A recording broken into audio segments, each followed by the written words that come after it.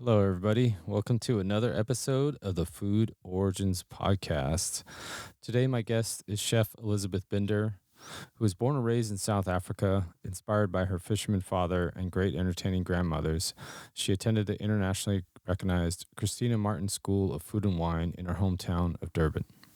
After graduating, she landed her first cooking job at the small luxury hotel Blue Mountain Lodge near Kruger Park, where she quickly was promoted to head chef at the tender age of 19.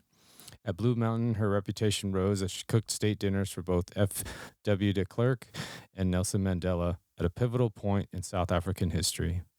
In 1995, Elizabeth packed her bags to embark on a new career that would take her around the world. Her first stop was the UK, where she worked for Sir Terrence Conran's Del Ponte at Clark's, owned by Alice Waters' protege, Sally Clarke. Subsequent travels took her around the globe from the French Alps to Sydney, Australia, further deepening her knowledge of cuisine and international kitchens. While in Sydney, Australia, she spent time in the kitchens of Neil Perry's, Rockpool, Diet Marsauer's 41 restaurant before taking over as executive chef of Plisse, a popular restaurant and cafe in the ragtrade district of Surrey Hills. Seeking her next culinary adventure, she headed to the United States, where she fell in love with San Francisco. Her work in San Francisco has seen her be a part of the Tracy Desjardins talented team at Jardiniere, working alongside and under the incredible chefs like Douglas Keane of Cyrus, Richard Reddington of Red, Tamalpais Roth McCormick, Bunches and Bunches, Loretta Keller, and with stage stints at both the French Laundry and Chez Panisse. In 2006, after the birth of her first child, Elizabeth met her business partner, Christopher Losa. The two worked hand in hand to open the Italian-inspired Bar Bambino, which in 6 short years became one of the most recognized and awarded restaurants in San Francisco's Mission District. At Bar Bambino, she was able to realize her concept of rustically elegant cuisine and combine finesse with the respect for local, fresh, and extraordinary ingredients. Elizabeth is currently the chef and owner of successful Handcrafted Catering, a boutique food and wine pairing event company based in the Napa Valley. She resides there with her chef husband and 2 children. Television appearances include competing on Top Chef Seattle, the 10th season of the Emmy and James Beard award-winning series, and beating Bobby Flay on the Food Network Beat Bobby Flay. We had a great conversation on location in Napa regarding Elizabeth's amazing journey with food. Hope you all enjoy it. Appreciate you listening.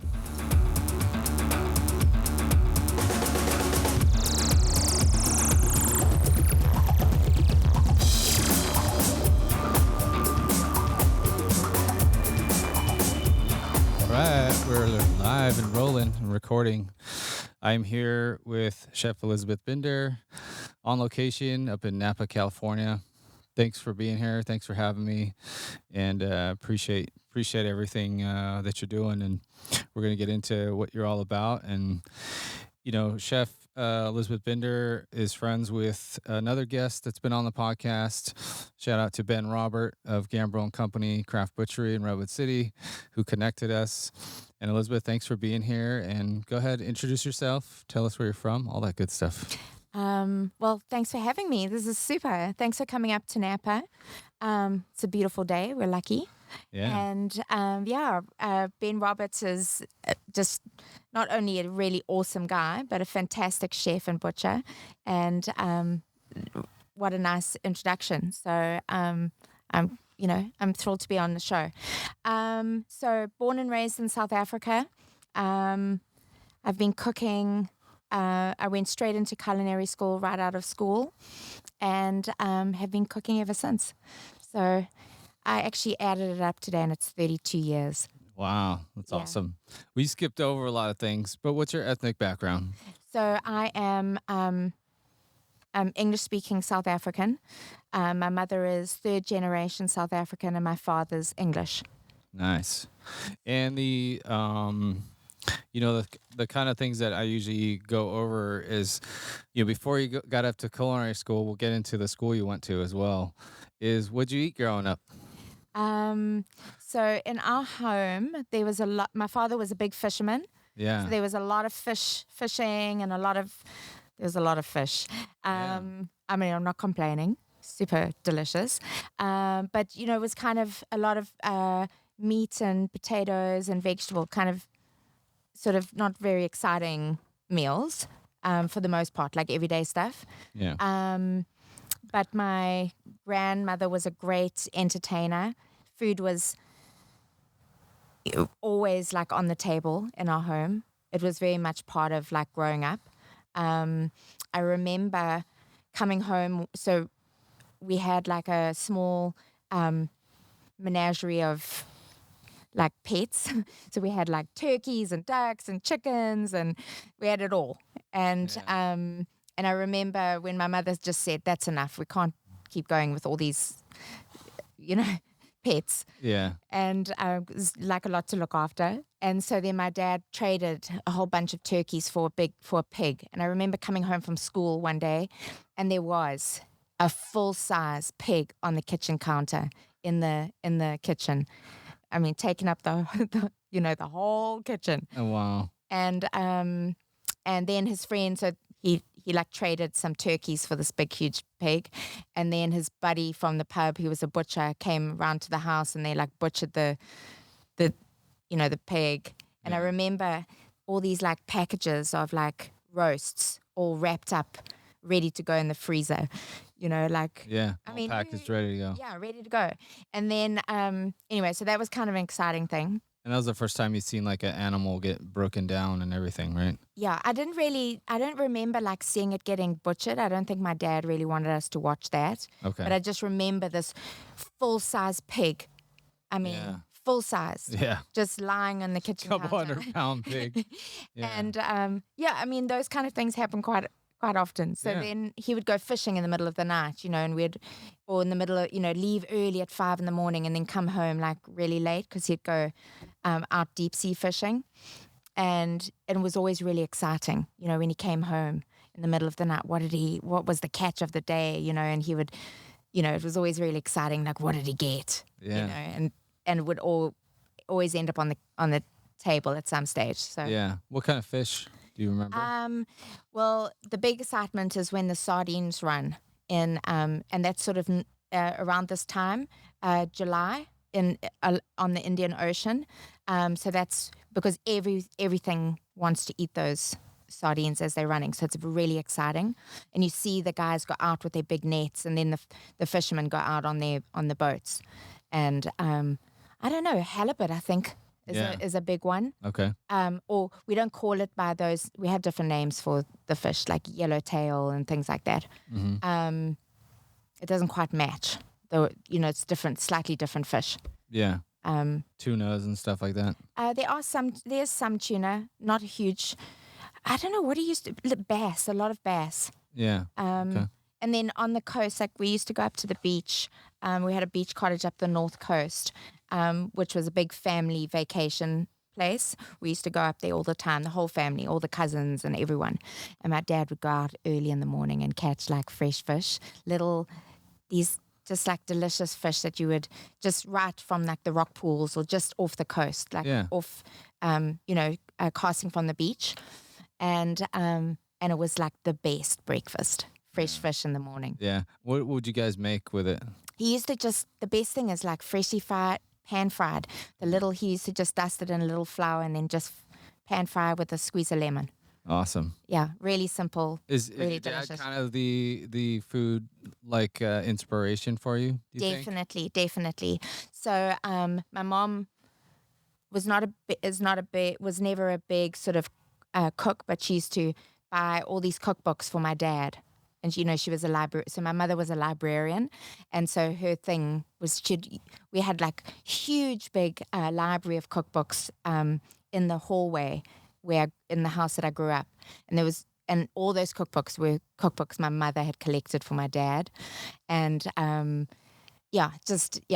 mean, he just loved food, and she just encouraged it, Yeah, that's awesome. And was your dad a fisherman full time, or is that just something he loved to do? No, he just loved to do it. He grew up in England, and he grew up. His family were all fishermen, when he was growing up, I remember him talking about like the nets, when the nets would come in and they would have to repair the nets like for the next day. Yep.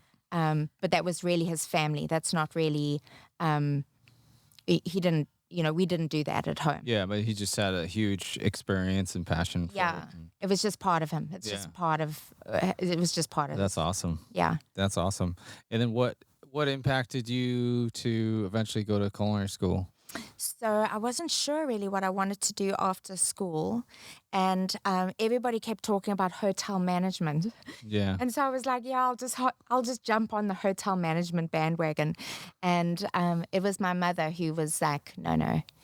I think we should push her in this direction. And there was this amazing school in South Africa called Christina Martin School of Food and Wine. And I was lucky enough to be able to attend it. And incredible, just really small, hands-on, and then I got my first job from that.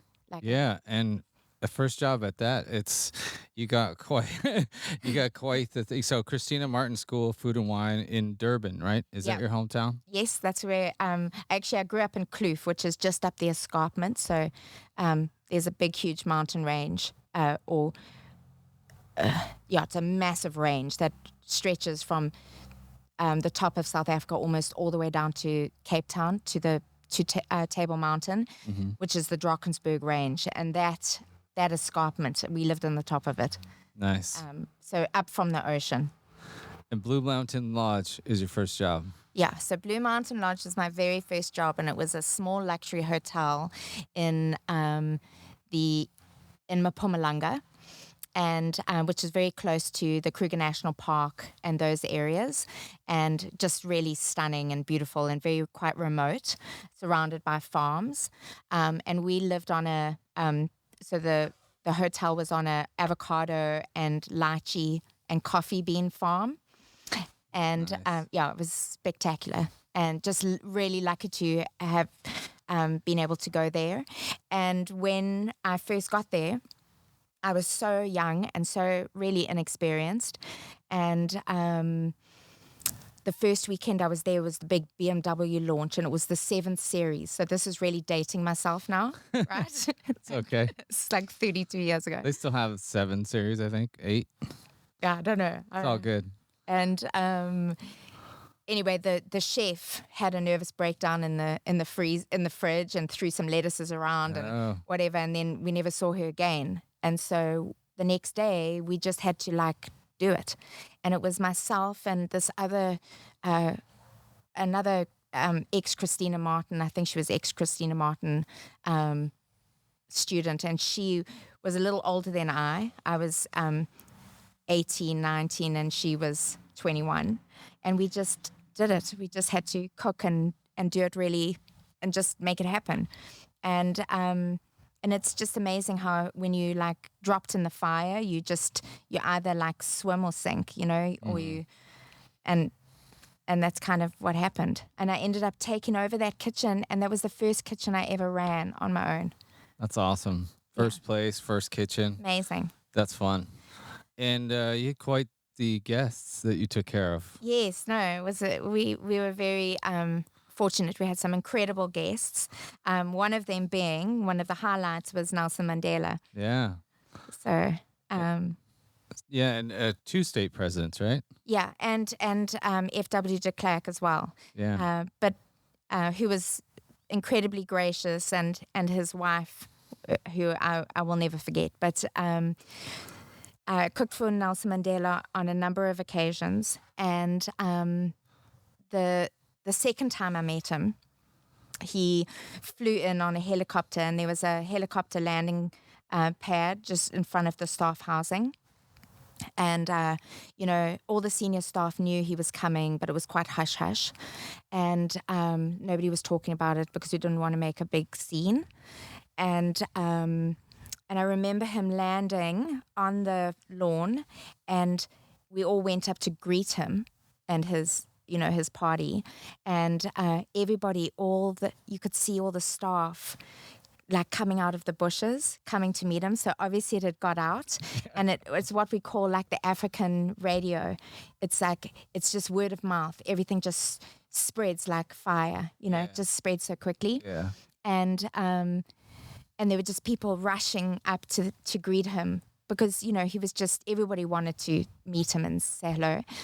And everyone was rushing to reach to shake his hand, and I sort of stepped back waiting for my turn, and he said, "Elizabeth, don't you say hello," and reached out to shake my hand in front of, and like, it was just amazing. And I'll never forget, like, thinking, gosh, how wonderful that he totally took me aback, that he remembered my name, or maybe he'd just been briefed or whatever, but I'll never forget how amazing that made me feel, Yeah. So, yeah. Class very act. cool. Awesome.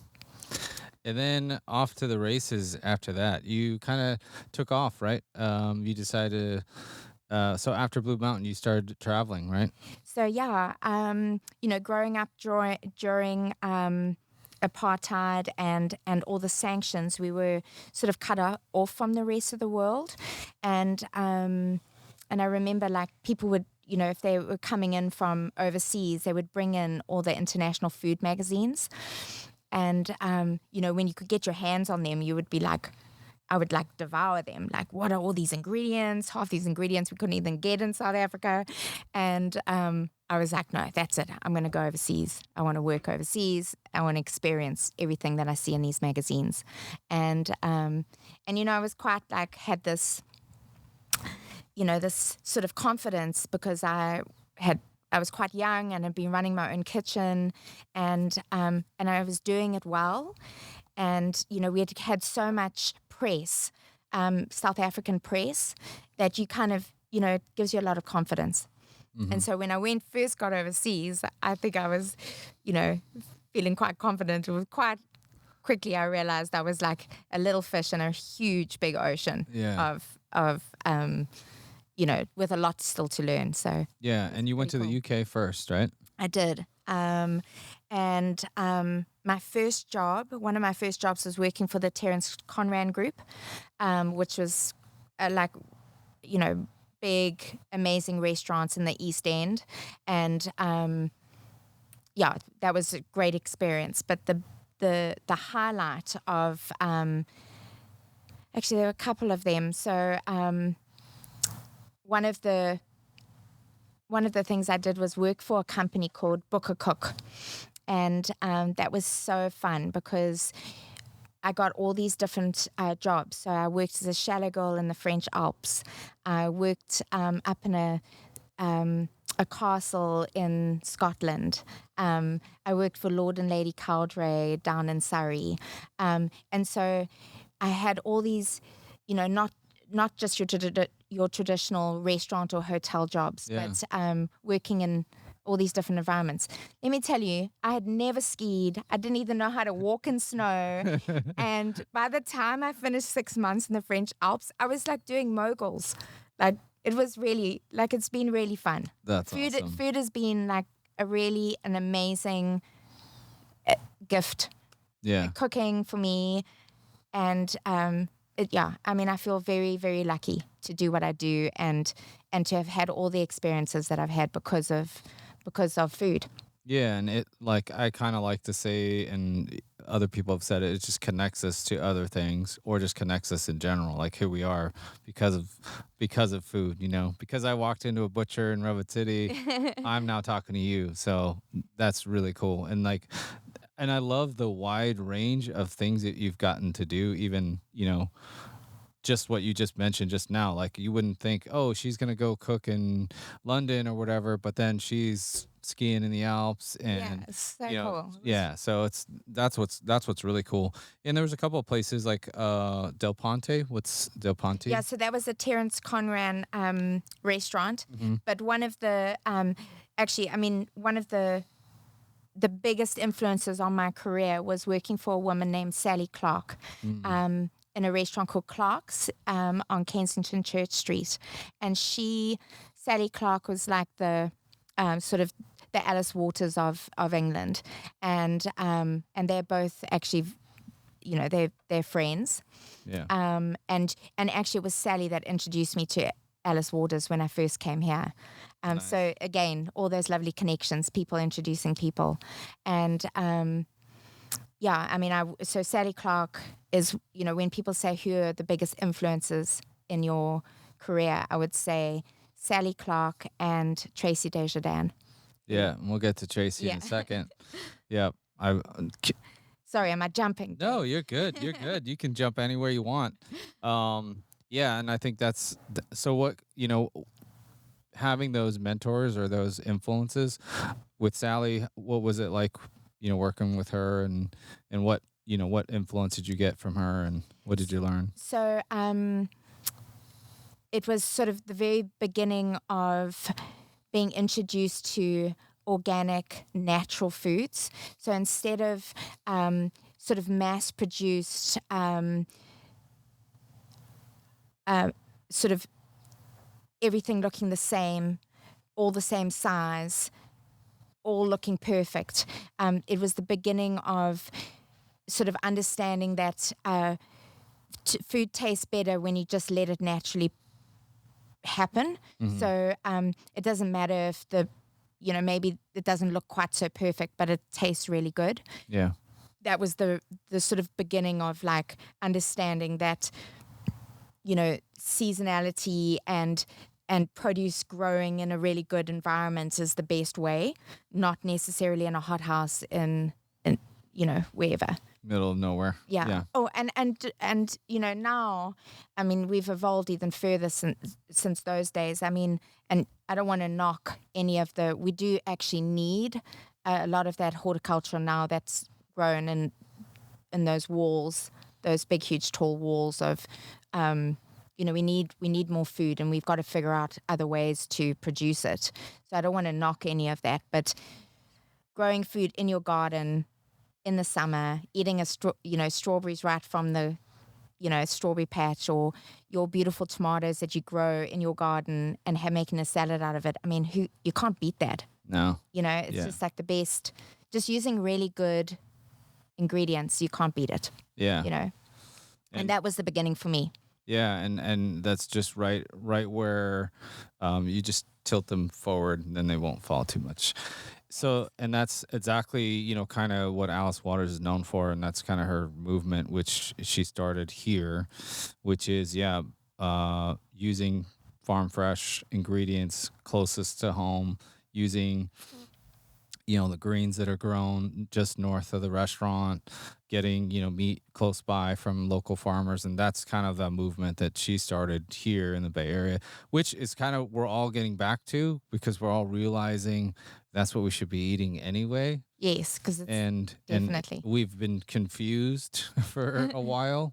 And so now, lately I've been interviewing a lot of people that from all over. I interviewed regenerative farmers, which, they're just, raising all their cattle with the land and doing nothing else to it. They're just using the land, and they're like, I've been doing this, what everyone else has been doing for hundreds of years.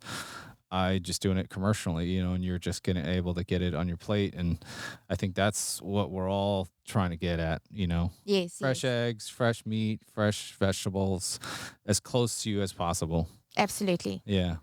Awesome. No, and it makes such a difference, sure. And then what made you jump to the U.S.? So oh my goodness,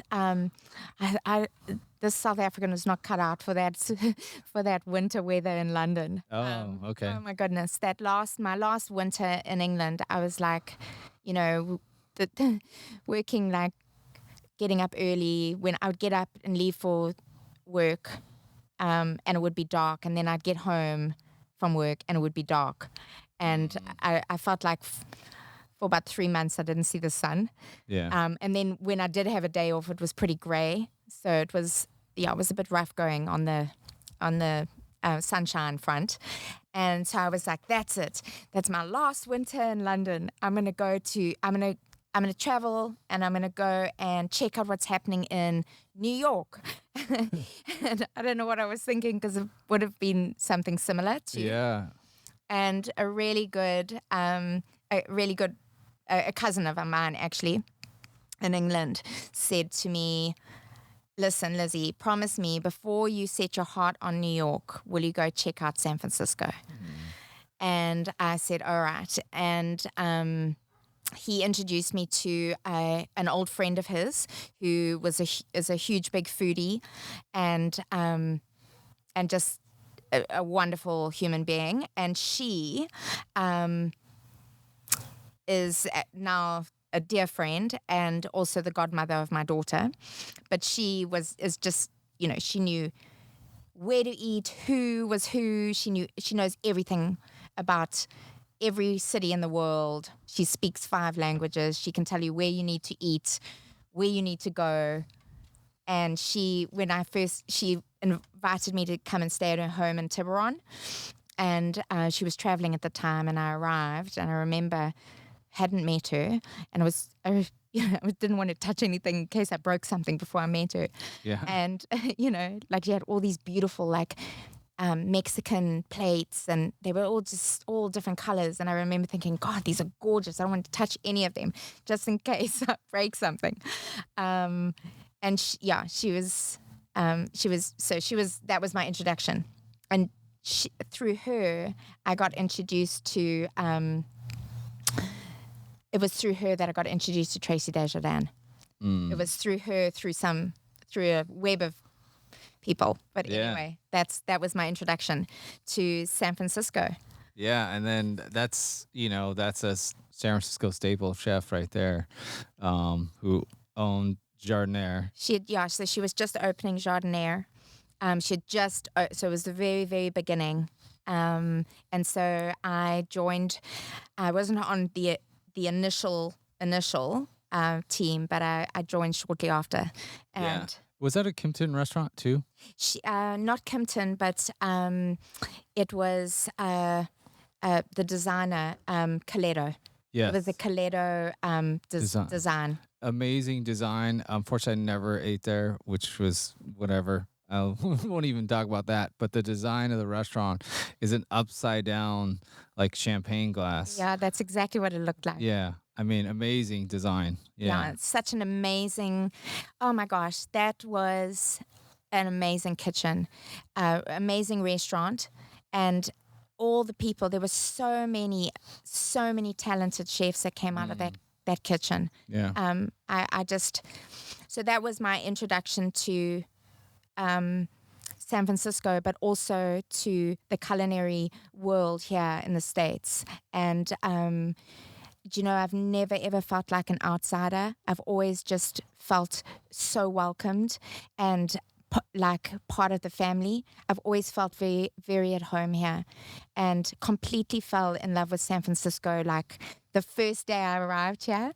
And now that we live still in the Bay Area, but we live up here in Napa, which I love. But this whole, I feel very, very at home here. Awesome. And what was it like working for Tracy? She's amazing. She's amazing to watch. She's got really high standards, and she's got, when you watch her work, she's just got very sort of, you got to watch, it's her hands. You just watch her, the way she works with her hands. She's incredibly talented, and I feel very, very lucky. Awesome. Yeah, and how long were you there? So I was there for about 18 months, 2 years, and then I had to leave because I was here on a J1 visa. Okay.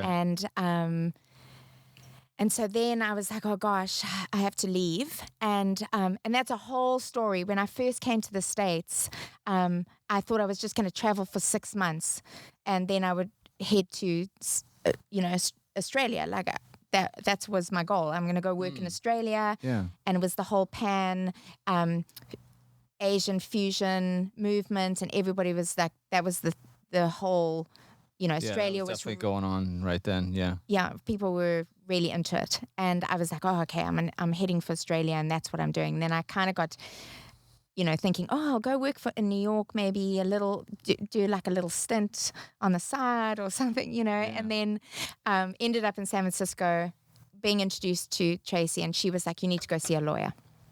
And I was like, gosh.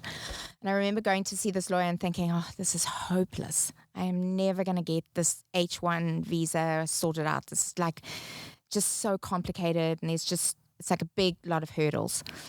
And just as I was leaving, he said, there is this number you can try. And he gave me this random number written on a little piece of paper. And I remember thinking, oh God, that's going to be nothing. Nothing's going to happen out of that. And I just thought, oh, let me just ring it. And I rang the number, and the woman was like, how old are you? And I was like, I'm 24 or 23 or whatever it was. And she was like, oh, well, you're under 26. And then she was like, do you have a job? And I was like, or do you need us to find you one? And I was like, no, I have a job. And I was like, oh my God, and I remember putting the phone down and thinking, oh my God, thank God I rang that number. Yeah. Because that was my J1 visa. That's what allowed me to stay here and work. Awesome. Properly. Yeah. Which ended up becoming my home. Yeah. How cool is that? Yeah. So anyway, always just take a chance. Yeah. I think. Right. And then you did go to Australia though, right? I did. So then the J1 visa came to an end, and the thing is that you say you agree that you will leave, right? So then I thought, okay, fine. On my way to Australia, awesome. Do some traveling through Southeast Asia. Got to try all the food, all of that. Yeah. And then so that's what we did. We spent 6 months traveling through Southeast Asia, flew into Nepal, India, and then all the way through Thailand, Vietnam, Malaysia, all the way down to Singapore, Bali, all of it. And then flew into Sydney, Australia. And after traveling for so long, I can understand how people get lost. I remember getting to Sydney and having to sort of think, God, I got to get a chef job, a real job again. And, remember I actually want to have a career.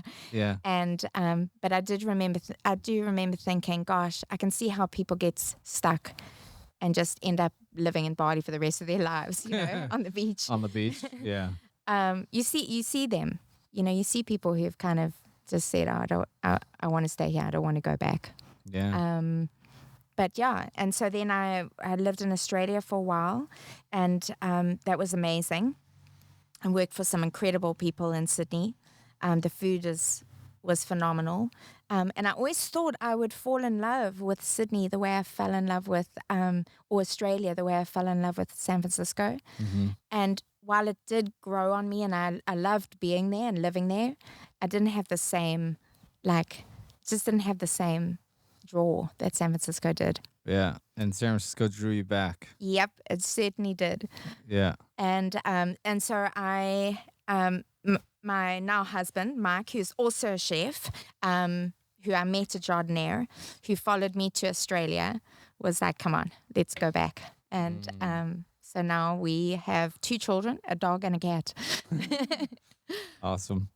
And you came back to San Francisco, and did you work for a while, or did you, when you got back, did you decide to open? Actually, I went back to Jardiniere, and Tracy asked me to come back onto the team, and so when I first got back, I went back to Jardiniere, and then we had our first baby, almost immediately, and then I was introduced to through some mutual friends to Christopher Losa, who was the owner of Bar Bambino, and he was in the process of opening Bar Bambino, and asked me to help him open it. So that was how Bar Bambino got started. Yeah, and tell us about Bar Bambino. What's the concept? And I kind of know, but let everybody explain. Let you explain it. Bar Bambino was a sort of an regionally specific Italian restaurant based in the Mission District, and on a sort of fairly seedy corner of Cap and 16th. Ooh, I know that very well from my other job, my old job. And yeah, no, seriously, seedy. Yeah. And then anyway, we opened it, and it was supposed to be sort of a little panini bar shop. Yeah. where you could get like great glass of Italian wine and then like some really delicious, panino. And Okay. everybody, and we had a couple of sort of pasta items and, couple of piattis and things like that. And people just went crazy for the food. And it became all about the pasta and the food. It all forget about the paninis, and it all became about the food. Yeah, and you guys got really popular really fast. Like Yeah, it was amazing. a lot of It was accolades amazing. and a lot of talk and stuff. And Ben was working there. Yes. So when did Ben come in the picture? So Ben wasn't at the beginning. He came in sort of about halfway, I think. Okay. And Christian Hermsdorf was the chef de cuisine at that time. And we sort of went through kind of a couple of, we couldn't quite find the right person to sort of join the team in the sous chef role. And so, we just weren't quite finding the right people. And then Christian said to me, "You're going to like this guy." And I remember thinking, oh gosh, it's not being sort of thinking, oh yeah, it's going to be another one, that maybe won't work out. And I remember meeting Ben and thinking, oh, he is going to fit in. He is nice. And just had the right, just the right demeanor, just the right attitude, just the everything, and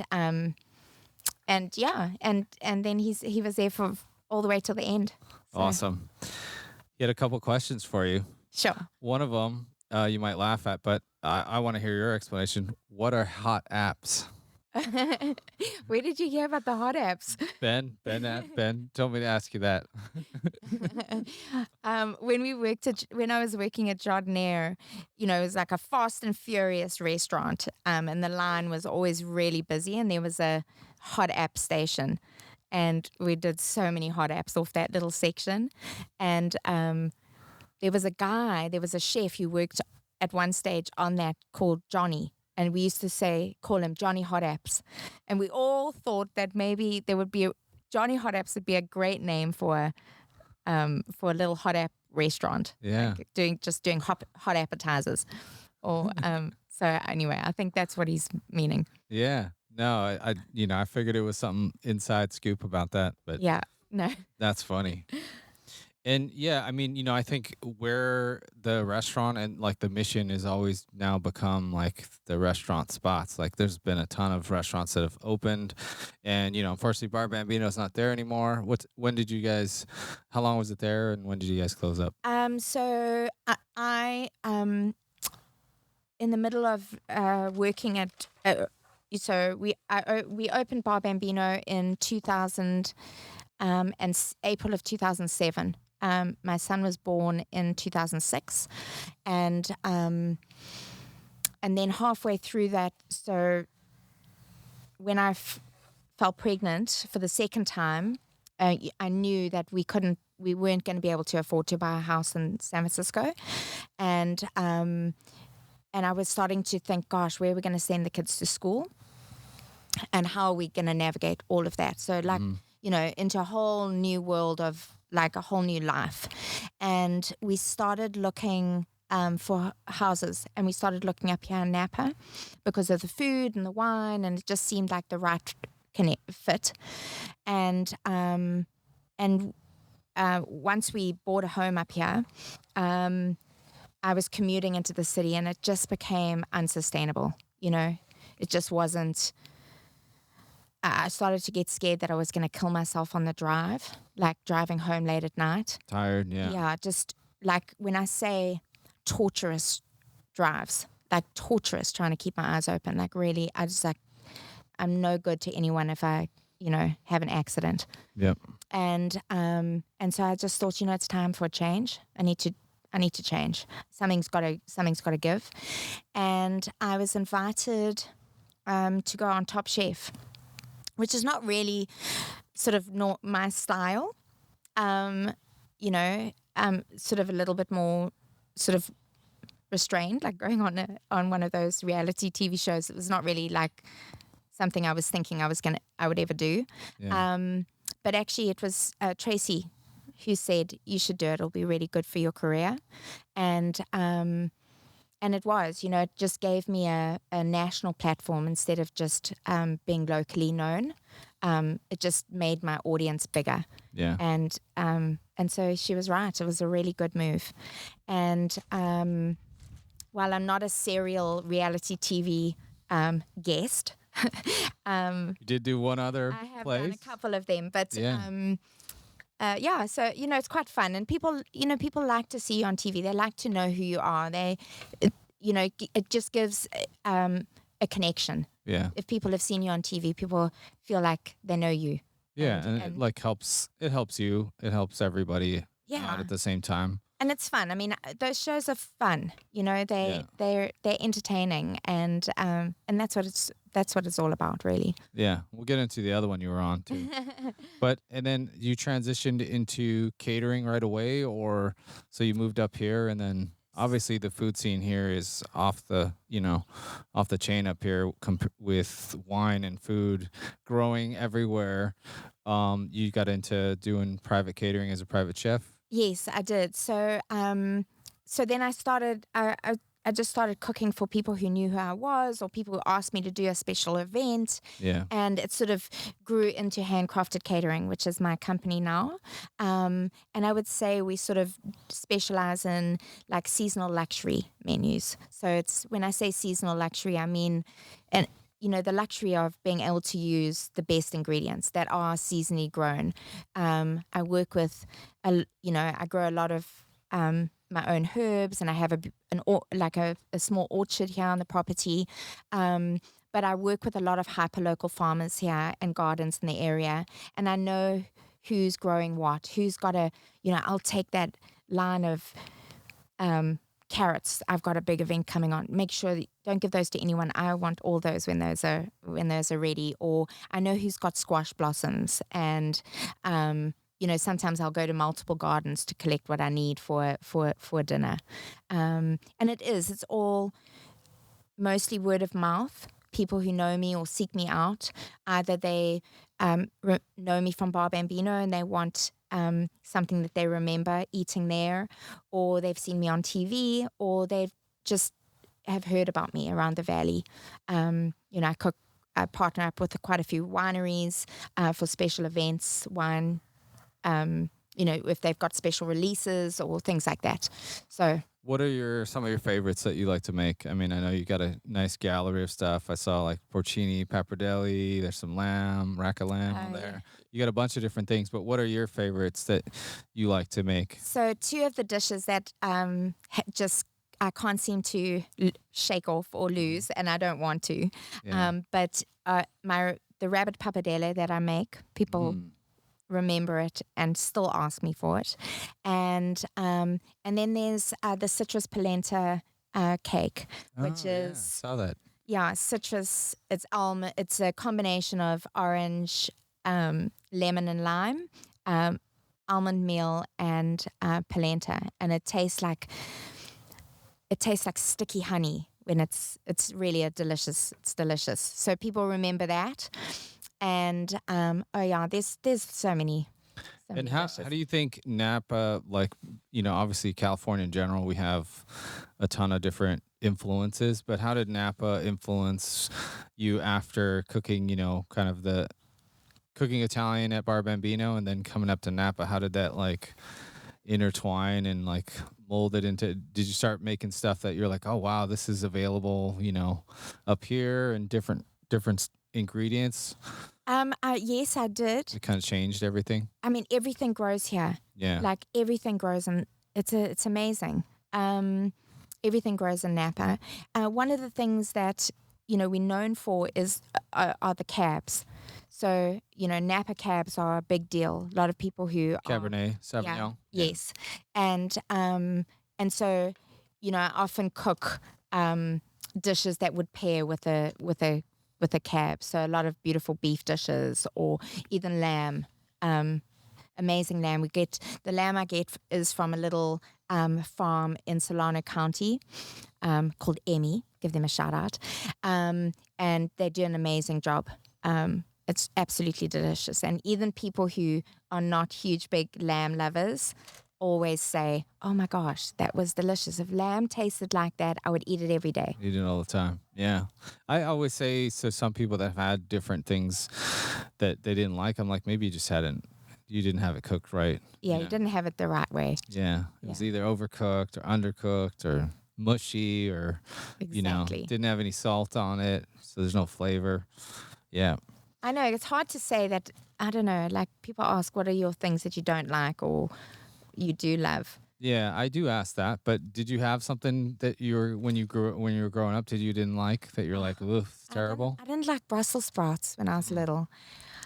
They were like boiled in it and just whole little cabbage balls, Right. And I didn't really, I love them now, but and my dad would be, no, you have to eat it. He loved Brussels sprouts. No, you have to eat them on your, you have to eat everything on your plate. I remember I'd like swallow them like whole, like because I just couldn't bear to bite into it. It tasted so. They're not great. pleasant, especially just boiled with nothing. Yeah, I don't know. That wasn't like a highlight for me. Yeah, and that's what's funny is like some of those ingredients now, like Brussels sprouts, have been played with. I mean, all over the place everybody now. loves Brussels sprouts. Yeah. I love Brussels sprouts. Well, yeah, bacon. It tastes pretty good. And cut in half with some, just roasting them is delicious. Yeah. I don't know. I think when you're younger, your palate changes and you get more adventurous. Mm-hmm. I think. Yeah. I don't know. My kids are pretty adventurous. They're pretty lucky. Yeah, and I think that helps with your repertoire to be like, well, there's this, like I worked at Coletto's in Powell Street, and when I, got there, because I knew the sous chef at the time, he was my friend's brother, and that's how I got the intro. And they're like, okay, as long as you're training, we'll throw you on salad and desserts, and then you'll do catering in the back. But like when they took me to the walk-in, I saw 15 kinds of mushrooms I'd never even seen before. I was like, I didn't even know these exist. And they're like, well, you're going to have to try all of them because you need to know what they are. And then you need to know what they taste like. People ask you about it. So here they are. And I was just like, I only seen white button mushrooms up until that time. And then, culinary school, they tell you about ingredients. You just don't get to see them all. And then to see them all in there, I was like, oh, wow, this is cool. And then that just opens it all up. And then now you don't have that one item anymore. That one item has become 15, 20 different things. And then just like herbs too, like working with different stuff. And like, God, I couldn't cook without herbs. Yeah. So like seeing different items and then knowing that, oh, there's a variation to that one item. There's 8 different kinds, or there's different paprikas, or there's different stuff. And I like, that's fun. Yeah, all those nuances. Amazing. Yeah. So so we live not too far from Dry Creek Road, and Connie Green, who is like a leading forager in the country, she lives up on Dry Creek Road. And so I often drive up there to get, and actually Stefan Terge has just taken over her company, Wine Forest. Anyway, she still lives up there, and the barn is still up there. And that's where I go and get, if I'm picking up like truffles that have just come in from Europe, or, something special. And when the kids were little, we used to drive up there and pick up and stuff, and they'd be like, what is that smell in the car? What is that smell? It stinks. And I'd be like, guys, people pay a lot of money for that smell. Yeah. And that's like white truffles or black truffles. And they would be like, what is that smell? Yeah. I mean, now they're a little bit older, so they know, but. Yeah, and you're like, do you see the price per pound on those truffles? Yeah. No, that's why we would have to drive up there so we could weigh them. Yeah. So. Super rare and like super, and sometimes you just don't, when you're a kid, you don't know what it is, and then now you appreciate it later, like, oh wow, that was like fresh fish or fresh hunted deer, venison or something. Yeah, that's awesome. Totally. So you were saying about all the different mushrooms that in the walk-in, when you were like, wow, I never realized there were all these, like, what are all these amazing things? Yeah. I remember the first time I saw heirloom tomatoes, and I just remember seeing them all be plated at the front of a kitchen and thinking, my God, what are those jewels on those plates over there? Because they were like red, purple, green, yellow, orange. It was like, what are those jewels? And I always say, don't you think heirloom tomatoes look like jewels? Yeah. They're like, and they're mixed too. You can even get the red, orange, yellow, green ones, so and they're just coming back into season right now, I think, right? They're getting close. Yes. August, I think. Oh, it's been a late season for those beautiful tomatoes. Yeah. So that's another one that has 50 different kinds as well, tomatoes in general, and seeing that. And I think like Italian, food in general has like that nice vast use of all the different ingredients, which is fun. Yes. Yeah, heirloom tomatoes are delicious. Easy one to say yes to. Definitely. Yeah. No, so my neighbor is my tomato grower. He's got all the, he grows more than he needs, because I'm always like, oh, I need some more. I need definitely some more. So we gotta ask you then, what do you make with them? Oh gosh, everything. Yeah. I mean, I use them in everything. At the moment, as they're starting to sort of ripen and they're looking really gorgeous and like sweet and juicy, a lot of fresh sort of salads, garden salads for summertime. I think that it's it's just like, they look beautiful. It's fresh. It's straight from the garden. You can't get any better than that. Yeah. Awesome.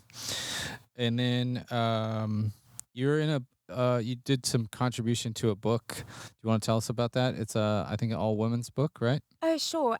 Which one? Why We Cook. Oh, yeah, that's a beautiful book. Why We Cook by Lindsay Gardner. It's a collection of recipes, food stories,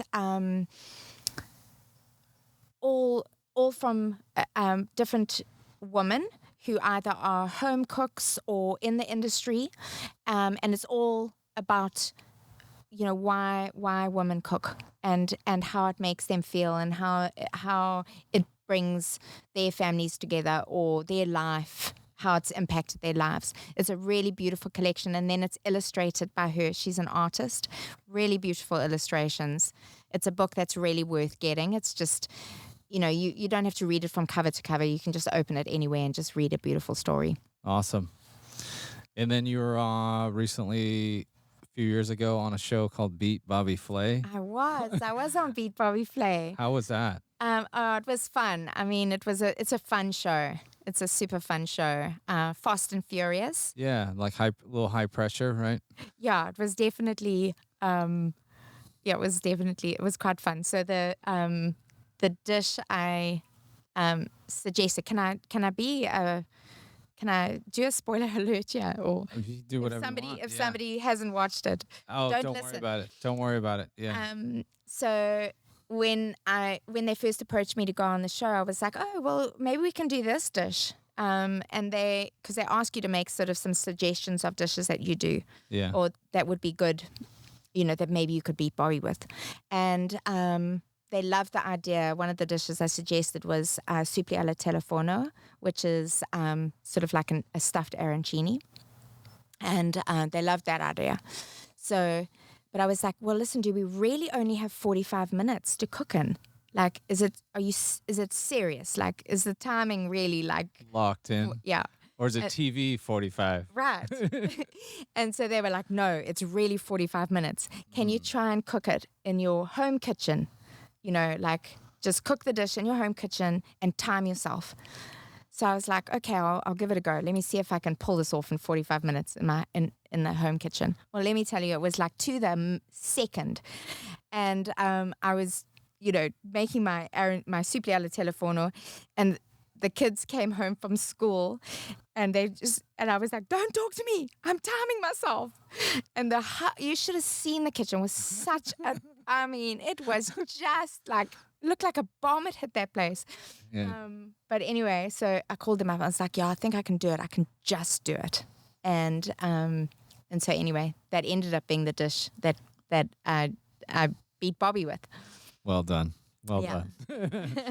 It's always nice. Sorry, Bobby. It's always nice to win, right? Yeah. So Of course. yeah. Of course. And then there's like a little another, like, you're used to winning. I was looking up, I do a deep dive on the Instagram or your, whatever you have for media and stuff. There's like another place up in Montana. You guys did some chef stuff, right?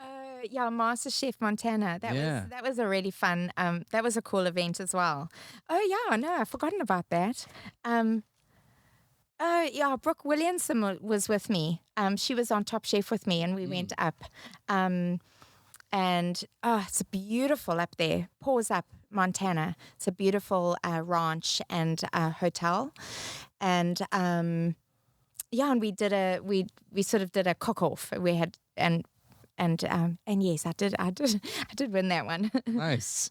Yeah. And then, just a couple of things. Like, I was looking at some of the dishes and I just wanted to ask you, like, you do, I think it's a toma and chive scone. Oh yeah. That looks really good. Yeah, so that's point raised toma. So, Yeah, their point cheese. raised, yeah, stunning. The cheesemonger Kuba over there does an amazing job. He's an amazing. He makes beautiful cheeses, and his wife Jen works in the Fork Kitchen, which is their kitchen on site at the farmstead, Point Reyes Farmstead. So if anyone lives in the Bay Area and you haven't been there, definitely make it a point to go. It's fantastic. But yes, that recipe I used their cheese, and it's just stretchy and delicious, and that's a beautiful. Yes, Google that one. That's a good scone recipe Good to one. eat. I also saw whipped creamy cod. Tell me about that the dish. Bacala Montecado. Yeah, Yes. tell me about that dish. Oh my gosh. So this is lovely. Joyce Goldstein came in, and I mean, to impress Joyce Goldstein, you feel quite good. So she told me that was like some of the best bacala she'd ever eaten was my Bacala Montecado recipe. Do you want to kind of, you don't have to go through the recipe, just explain sure. what it is So for people that never had it. It's poached salt cod that's folded through whipped potato and often served on like a bruschetta or a crostini or something delicious like that. So it's simple. There's olive oil folded through. It's just a really, it's not a fancy dish. It's a very sort of classic Italian appetizer or dish. It's Awesome. But really delicious. Awesome. Before we close it out, always a few other questions. Is there any Bay Area or world shout outs you want to give to anybody that you're thinking about these days? I think we kind of mentioned the people I would always shout out. Good. Definitely Tracy, Desjardins, and Sally Clarke. Yeah, for sure. And there's many others, but we'll just keep it to two. And those will be in the show notes too, of course. I always ask this, especially that you're a chef. Favorite tool or gear in life or in the kitchen that you like to use? I don't think I could cook in the kitchen without. There's three. I need a chef knife, I need my grey Kruger spoon, and I need a fish spatula and a microplane. How many was that? 4. That's 4. What was the second thing?